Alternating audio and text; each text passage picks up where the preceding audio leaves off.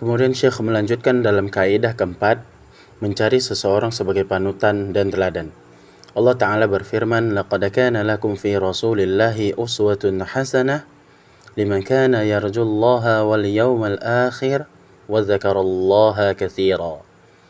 Sesungguhnya telah ada pada diri Rasulullah itu suri tauladan yang baik bagimu, yaitu bagi orang yang mengharapkan rahmat Allah dan kedatangan hari kiamat, dan dia banyak menyebut Allah.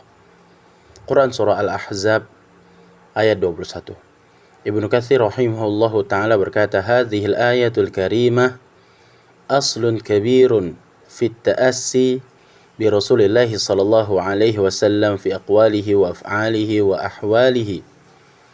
Ayat yang mulia ini merupakan landasan pokok penting dalam meneladani Rasulullah sallallahu alaihi wasallam, baik dalam perkara ucapan, perbuatan, dan keadaan beliau.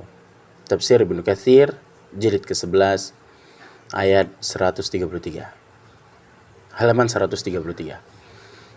Al-Hasan rahimahullahu ta'ala berkata, sekelompok orang berkata pada zaman Nabi sallallahu alaihi wasallam, sesungguhnya kami mencintai Rabb kami. Maka Allah Ta'ala menurunkan ayat ini, Qul in kuntum tuhibbunallaha fattabi'uni yuhibbukumullah. Katakanlah, jika kamu benar-benar mencintai Allah, ikutilah aku.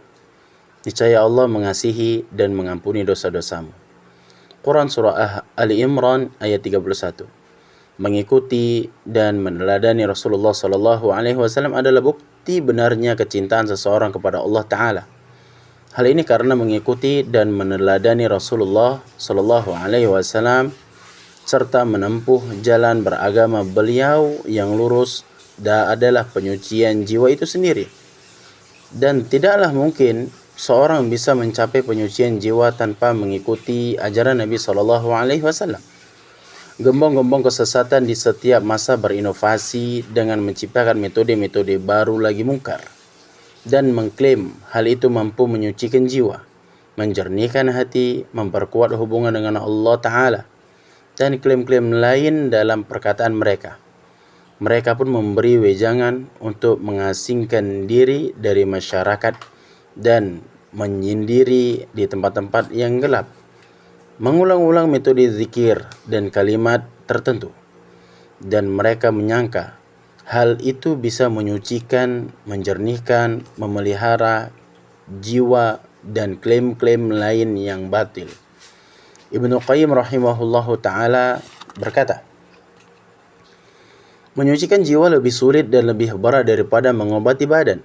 Barang siapa yang menyucikan jiwanya dengan riyadhah, latihan-latihan rohani untuk menyucikan jiwa, mujahadah, usaha sungguh-sungguh untuk melawan hawa nafsu menurut pengikut tasawuf, dan khulwah, menyendiri, yang tidak diajarkan oleh Nabi sallallahu alaihi wasallam adalah seperti orang yang mengobati diri sendiri dengan mengandalkan pendapat sendiri.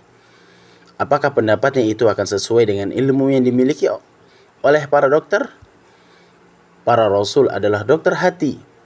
Tidak ada jalan yang menyucikan dan memperbaiki hati manusia kecuali mengikuti jalan dan melalui arahan mereka, dan dengan semata-mata menaati dan menerima ajaran mereka. Wallahul musta'an.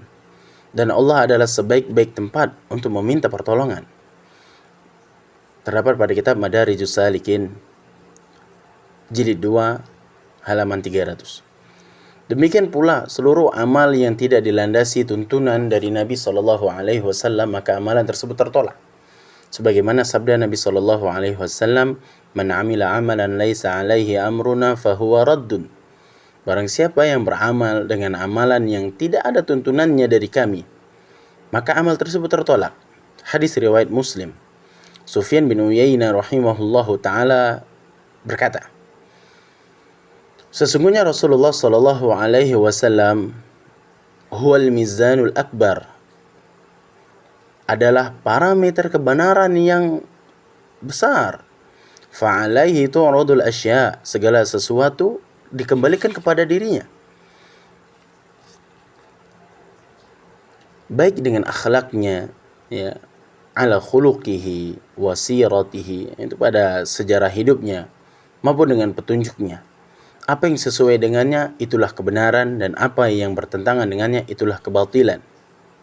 Diriwayatkan oleh Al-Khatib Al-Baghdadi dalam Jami' lil Akhlaq Ar-Rawi wa Adab As-Sami, halaman 79. Oleh karena itu, wajib bagi orang yang ingin menyucikan jiwanya adalah bersungguh-sungguh mengikuti, mencontoh, dan meneladani Nabi SAW, serta menjauhi berbagai perkara dan metode-metode baru yang diklaim oleh para pencetusnya bahwa hal itu dapat menyucikan jiwa.